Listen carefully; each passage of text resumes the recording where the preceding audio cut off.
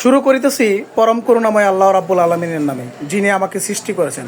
আসসালামু আলাইকুম। আমি হোমিওপ্যাথি ডাক্তার শাকিল। সাধারণ মানুষকে হোমিওপ্যাথি প্রতি অবগত করার জন্য এবং সাধারণ মানুষকে হোমিওপ্যাথি প্রতি বিশ্বাস বাড়ানোর জন্য এবং আমার শ্রদ্ধেয় গুরুজি ডাক্তার রবীন বর্মন স্যারের প্রণীত doctor Rabin Barman method for proper homeopathy treatment অনুযায়ী আমি চিকিৎসা দিয়ে যাচ্ছি, যার প্রেক্ষিতে প্রতিনিয়ত ফলাফল পাচ্ছি।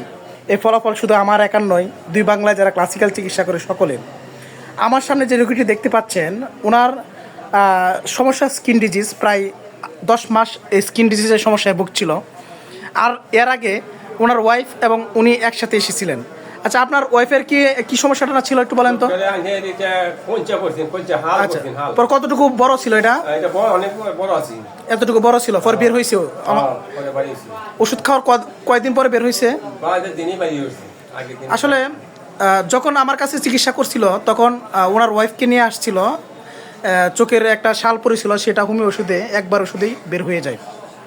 আর এরপর পরবর্তীতে বা ওনার সাথেই ওনার চিকিৎসা করতে আসেন। ওনার সমস্যা ছিল স্কিন ডিজিজ।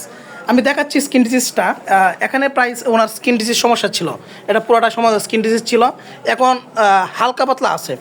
আচ্ছা, আপনি এই চর্মরোগটা কতদিন যাবৎ ভুগছিলেন?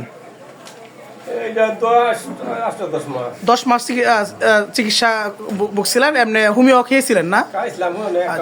আচ্ছা, কোনো কাজ হয় নাই না?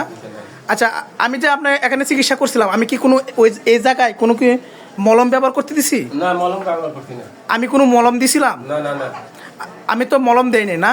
এনে কি 2টা ওষুধ দিছিলাম, 2টা বোতল, 2টা শিশি দিছিলাম। 2টা শিশি কি একসাথে খাওয়া লাগছে না একটা শেষ হলে আরেকটা খাওয়া লাগছে? একটা শেষ হলে আর একটা খাওয়া লাগছে। আসলে নবীন ডাক্তারদের দেখানোর উদ্দেশ্যে যে আমরা কনস্টিটিউশনাল ট্রিটমেন্ট দিয়ে চিকিৎসা দিয়ে যাচ্ছি বা সিঙ্গেল মেডিসিন চিকিৎসা দিচ্ছি, কোনো প্রকার মলম ব্যবহার করি না। এরা যা রোগীর মুক্তি শুনলেন যে দেখেন 10 মাস সে স্কিন ডিজিজ সমস্যায় ভুগছিল, আমরা মলম ব্যবহার না করে রোগীকে ইমপ্রুভ করতে পেরেছি।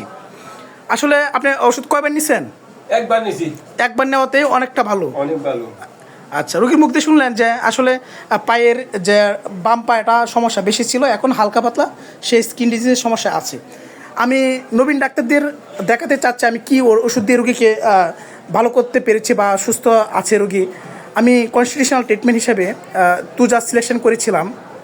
কারণ তুজা আমার সিলেকশন করার কারণ হচ্ছে, আমি যখন প্রথম রোগীটা দেখেছিলাম তার এই জায়গায় একটা আঁচিল আছে, বড় ধরনের একটা আঁচিল। সেই আঁচিলটা বিশেষ করে বাম সাইডে, তার অ্যান্টিসাইকোটিক হিসেবে ধরা যাচ্ছে। আমি যে রোগীর যে লক্ষণগুলো পেয়েছিলাম যে ওনার সব কিছু তাড়াহুড়া বা কথাবার্তা কাজকর্ম সব কিছু একটা তাড়াহুড়া ভাব আছে।